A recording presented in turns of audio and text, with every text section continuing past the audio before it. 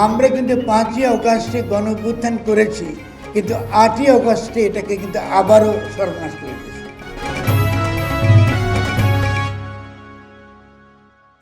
কারণ আপনি কেন গণতন্ত্র চাইবেন? আপনি কেন? শুধু তাই না, এমনকি সার্বভৌম রাষ্ট্র কথাটা অর্থহীন। কেন আপনি কেন সার্বভৌম রাষ্ট্র চাইবেন? আপনি তো মার্কিন যুক্তরাষ্ট্রে গিয়ে, ভারতে গিয়ে, অন্য যে কোনো জায়গায় গিয়ে আপনি গবেষণা করতে পারেন, আছে না? এখান থেকে দিতে পারেন, অনেকে হয়তো আছে না এখনো।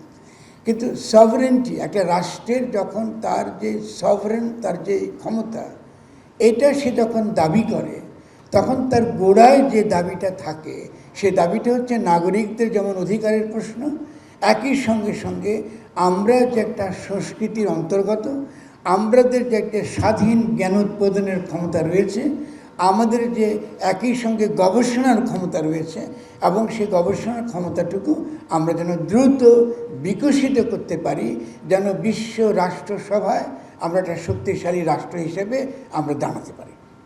এটা খুব সহজ কথা।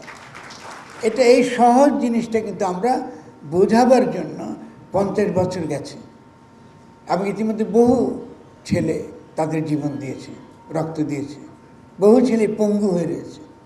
এই যে পঙ্গু ছেলেগুলো, শহীদ হওয়া যারা ছেলেমেয়েরা, যারা এই আজ গেল আমাদের, তাদের সঙ্গে আপনার আত্মিক বন্ধনটা আমাদের কোথায়? আত্মিক বন্ধনটা কোথা থেকে আমরা তৈরি করব? সেটা তৈরি হবে যদি আপনারা গণ সার্বভৌমত্ব কথাটা বোঝেন। এতক্ষণ যে আলোচনা করেছি সবাই, এটার মানে কিন্তু রাষ্ট্রের সার্বভৌমত্ব না, এটা পড়তে অভ্যস্ত আমরা সকলে।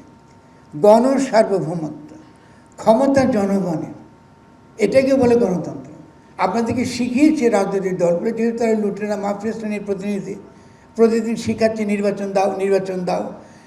এটা তারা শেখায় নাই যে গণ সার্বভৌমত্ব মানে জনগণের কাছে ক্ষমতা থাকা, জনগণের কাছে ক্ষমতা ফিরিয়ে দেওয়া, এটাই এই জুলাই গণ অভ্যুত্থানের মর্ম। ঠিক আছে? ফলে যারা শহীদ হয়েছে আজকে এবং যারা ইতিমধ্যে পঙ্গু হয়েছেন, তাদের কাছে প্রথম আমি এবং আমরা যারা এখানে আছি ঋণ স্বীকার করব যে আমরা খুব খোলামেলা কথা বলতে পারছি। আজকে কিন্তু আমার পাশে যারা অত্যন্ত শ্রদ্ধাভাজন অধ্যাপকরা আছেন, বিজ্ঞানীরা আছেন, তারা কিন্তু এত খোলামেলা কথা বলতে কিন্তু পারতেন না 5 আগস্টের আগে। আমি ঠিক বলছি, কিন্তু পারতেন না কথা বলতে। ফলে এই যে মুক্ত যে পরিবেশটা আমরা তৈরি করতে পেরেছি এবং তার ব্যবহার করছে, তার জন্য আমাদের বিজ্ঞানীরা যারা আমার কাছে গেছেন, প্রথম আমি তাদেরকে বলেছি, আগে আমরা নিজেরা এডুকেটেড হই রাষ্ট্র কাকে বলে, এবং রাষ্ট্রের সঙ্গে বিজ্ঞান চর্চার সম্পর্কটা বুঝি, তাহলে কিন্তু আমরা বুঝাতে পারবো, লড়াইটা করতে পারবো। আপনাদের লড়াই জুলাই গণ অভ্যুত্থানের লড়াই থেকে আলাদা কিছু না, এটা আপনারা উপলব্ধি করতে হবে। যদি আপনি উপলব্ধি না করেন, আপনারা এই লড়াই কিন্তু সফল হবেন না। এই উপলব্ধি নাই বলে আমরা কিন্তু 5ই অগাস্টে গণ অভ্যুত্থান করেছি, কিন্তু 8ই অগাস্টে এটাকে কিন্তু আবারও সর্বনাশ করে দিয়েছে। কীভাবে? কারণ 8ই অগাস্টে গিয়ে আমরা যখন শপথ নিলাম, আমরা শপথ নিয়েছি পুরনো ফ্যাসিস্ট সংবিধানের অধীনে, পুরনো যে সকল আমলাতন্ত্র, যারা আপনাদেরকে বিদেশে নিতে দিতে চায় না, যারা রূপপুর প্রকল্প বানায়, যারা চুরিদারি করে, লুট করা ছাড়া তাদের সামনে আর করে কিছু নাই, এরা কিন্তু আবারও সংবিধানের নামে আপনাদেরকে আবারও দাসে পরিণত করেছে। এখন বলেন কি করবেন? আপনারা এই যে দাবি দেওয়া করছেন, আমি কিন্তু 100 ভাগ আমাদের পক্ষে, কিন্তু আমার সমাজটা উন্নত। ইভেন নিউক্লিয়ার এনার্জি নিয়ে আমার একটা ক্রিটিক্যাল পজিশন আছে, সেটা ভিন্ন তর্ক, আজকে সেটা তর্কের বিষয় না। কিন্তু আজকে যে তর্কটা খুব সহজ, যে আমি একটা সংবিধিবদ্ধ একটা প্রতিষ্ঠান যে স্বাধীনভাবে কাজ করবে, বিজ্ঞানীরা তার একমাত্র লক্ষ্য হচ্ছে বিজ্ঞান চর্চা এবং বিজ্ঞানী তৈরি করা, বিজ্ঞান গবেষণা করা, একটা পিয়ার রিভিউড জার্নাল 2টা 3টা 4টা 5টা তৈরি করা। বাংলাদেশে পিয়ার রিভিউড জার্নাল আমি খুব কম দেখেছি। আমার ভুল হলে আমাকে শুধরে দেবেন যদি আপনি কেউ থাকেন। আমি জানি না অ্যাটমিক এনার্জি কমিশন থেকে একটা পিয়ার রিভিউড জার্নাল আন্তর্জাতিক মানের আমরা তৈরি করতে পেরেছি কিনা, এটার দোষ কিন্তু আপনাদের না, মনে রাখবেন, এটা কিন্তু রাষ্ট্রের দোষ। আপনি যদি কোনো মূল্যায়ন করতে চান, তাহলে আমরা বাইরে থেকে এসে আমরা যেটা মূল্যায়ন করব, সেটা হলো আপনি কতটা গবেষণা, মৌলিক গবেষণা আমরা এখান থেকে উৎপাদন করতে পেরেছি, বের করতে পেরেছি। আমরা কয়টা টেকনোলজি কৌশলগত দিকে আমরা আবিষ্কার করতে পারি, এটাই রাষ্ট্রের দেখবার বিষয়। আপনাকে নিয়ন্ত্রণ করা রাষ্ট্রের কাজ না, ঠিক আছে? দেখেন, একদিকে কিন্তু আমরা আমলাতন্ত্রের বিরোধিতা করছি, অন্যদিকে বিজ্ঞানী হিসেবে আমাদের যে জ্ঞান উৎপাদনের যে ক্ষমতা এবং শক্তি ডেভেলপ করবার দরকার, সেদিকেও কিন্তু আমরা খুব একটা মনোযোগী না। দুটো আছে, রাষ্ট্রের বিরুদ্ধে যে অভিযোগ করছি এটা যেমন সঠিক, একই সঙ্গে বিজ্ঞানী হিসেবে আমাদের যে দায় দায়িত্বগুলো করবার, এটাও কিন্তু আমরা অতটা যথেষ্ট ভালোভাবে করি না। আমার ভুল হলে আমাকে ক্ষমা করে দেবেন। আমি তো বাইরের থেকে গণ আন্দোলন করে এসেছি, আমার চোখের সামনে আমার ছেলেগুলো মারা গেছে, ওদের ছবি ভাসছে, যারা পঙ্গু হয়ে হাসপাতালে আছে ওদের ছবি ভাসছে। আমি মনে করি আপনারা যে দাবি করছেন সেটা ওদের যে মনে যে অভিপ্রায়টা ছিল, অভিপ্রায়টা কি? আমি একটা শক্তিশালী বাংলাদেশ গড়ে তুলব। আমি শক্তিশালী বাংলাদেশ কী করে গড়ে তুলব যদি আমি বিজ্ঞান চর্চা না করি, জ্ঞান চর্চা না করি? তো কী করে গড়ে তুলব? আর এটা ছাড়া কী করে সম্ভব এটা? তাহলে প্রথম কথাটা হচ্ছে, খেয়াল করুন, যদি আমরা রাষ্ট্রের সার্বভৌমত্ব এবং গণ সার্বভৌমত্বের পার্থক্য না বুঝি, এতদিন আপনাদেরকে বোঝানো হয়েছে রাষ্ট্র হলো সভারেন, ট্রু, কিন্তু রাষ্ট্র সভারেন শুধুমাত্র জনগণের মধ্যে দিয়ে, কারণ জনগণই রাষ্ট্র রক্ষা করে। রাষ্ট্র বলে তো হাওয়াই কিছু নেই, আছে কিছু? দেখা যায় রাষ্ট্রকে। রাষ্ট্র দেখতে হলে আমলাকে দেখবেন অথবা জনগণকে দেখবেন, এছাড়া তো রাষ্ট্র একটা অত্যন্ত বিমূর্ত জিনিস। তাহলে রাষ্ট্রের কথাটা বলে, সার্বভৌমত্বের কথাটা বলে আমাদের কাছ থেকে যেটাকে দূরে ফেলা হয় সেটা হলো জনগণের ক্ষমতা। জনগণের হাতে ক্ষমতা থাকতে হবে এবং জনগণের ক্ষমতার চর্চা করবার প্রতিষ্ঠানগুলো গড়ে তুলতে হবে।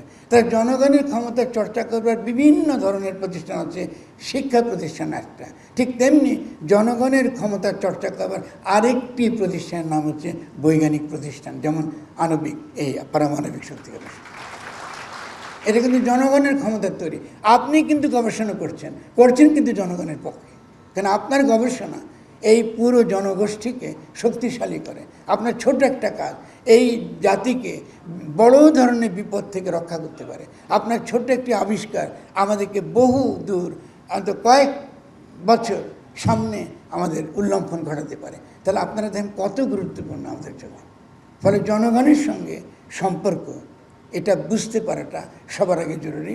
আমরা আজকে যেটা শুনেছি, আমি মনে করি যে বিষয় আমি নিজে বলতে চেয়েছিলাম, আমরা দেখি আমাদের সমাজে অনেকে জ্ঞানী ব্যক্তি যারা আপনাদের ব্যাপারে তারা অত্যন্ত আন্তরিক এবং তারাও নিজেরাও সে অঙ্গীকারবদ্ধ, তাদের বক্তব্যে পরিষ্কার এসছে যে আমরা একটা আমলাতান্ত্রিক রাষ্ট্র ব্যবস্থা, এই রাষ্ট্রের যে কর্তৃত্ব বিভিন্ন প্রতিষ্ঠানের উপর অযাচিত এবং অন্যায় যে কর্তৃত্ব, সেই কর্তৃত্বের অবসান চাই। যখনই এই ধরনের, সহজ কথা এটাই, কঠিন তো কিছু না, কারণ আমাকে আপনাদের কথাগুলো জনগণের কাছে নিয়ে যেতে হবে, আপনাদের কথাগুলো তরুণ ছাত্রদের কাছে এবং একই সঙ্গে সাধারণ মানুষের কাছে বুঝাই বলতে হবে।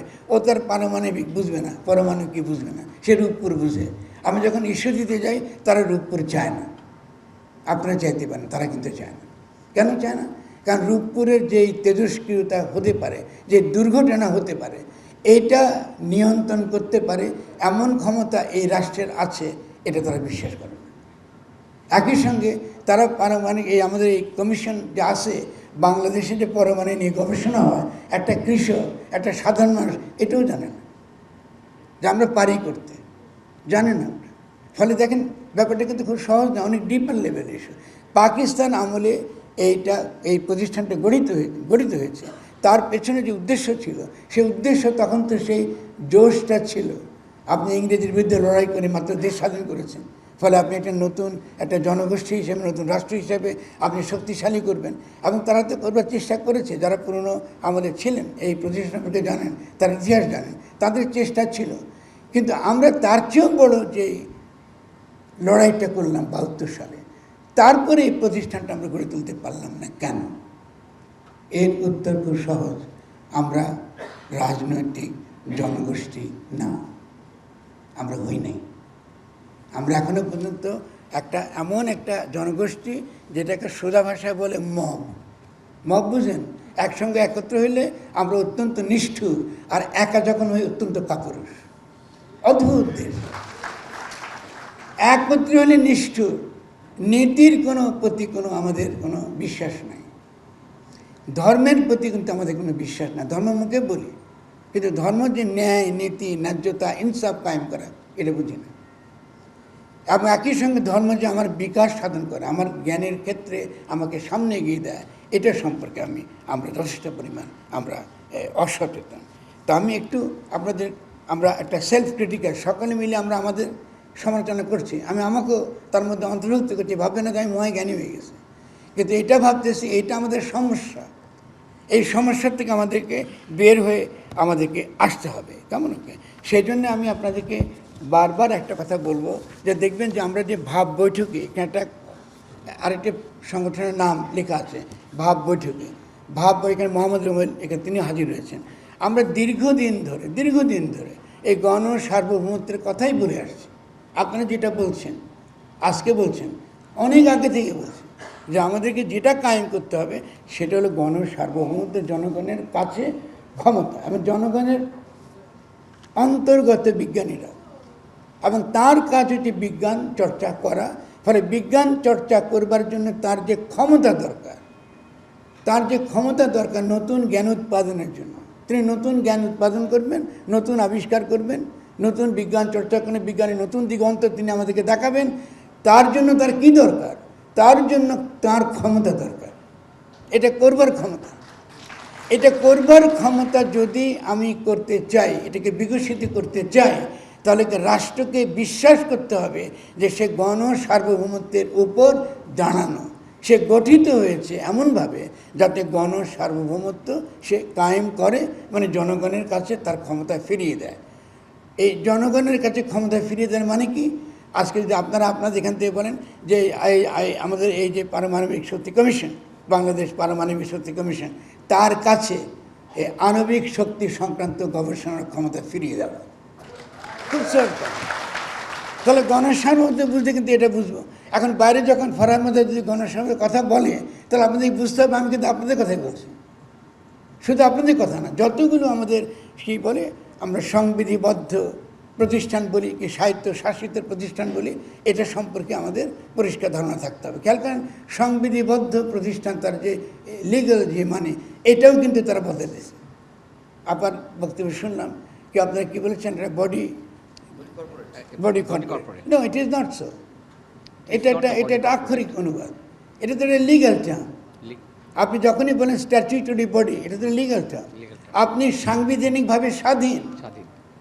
দেখেন আপনি কীভাবে আপনাকে প্রতারিত করছে, যেহেতু গণসার্বভৌমত্বের ধারণা আপনার নাই বলে সে এসে আপনাকে বোঝাচ্ছে আপনি সাংবিধানিকভাবে স্বাধীন, এই জন্য আপনি সংবিধিবদ্ধ। আপনি সংবিধান দ্বারা আপনাকে স্বাধীনভাবে কাজ করার অধিকার দেওয়া হলো জনগণের পক্ষে, এটা আপনি বিকৃত করে দিলেন। কেন?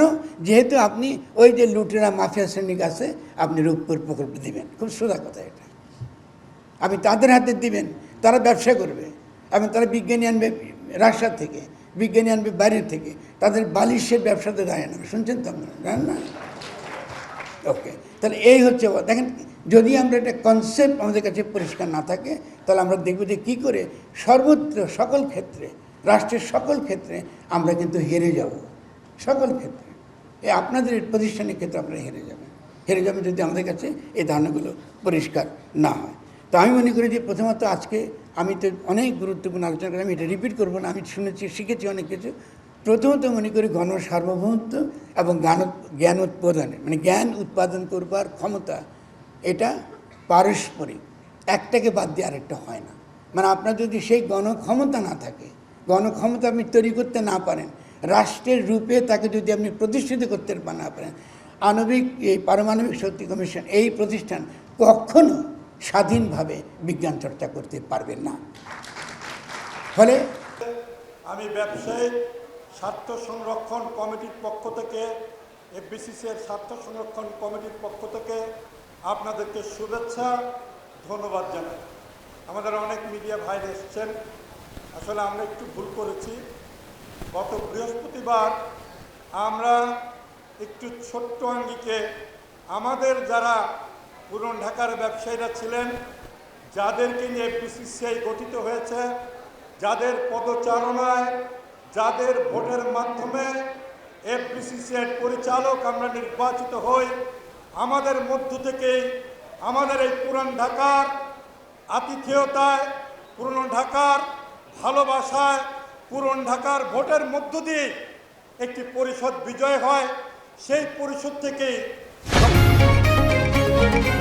পাবলিক রিঅ্যাকশনে আপনার মতামত দিন। আপনার মতামতই পারে দেশ গঠনের নতুন পথ দেখাতে। পাবলিক রিঅ্যাকশন, দেশ গড়ায় আপনার মতামত।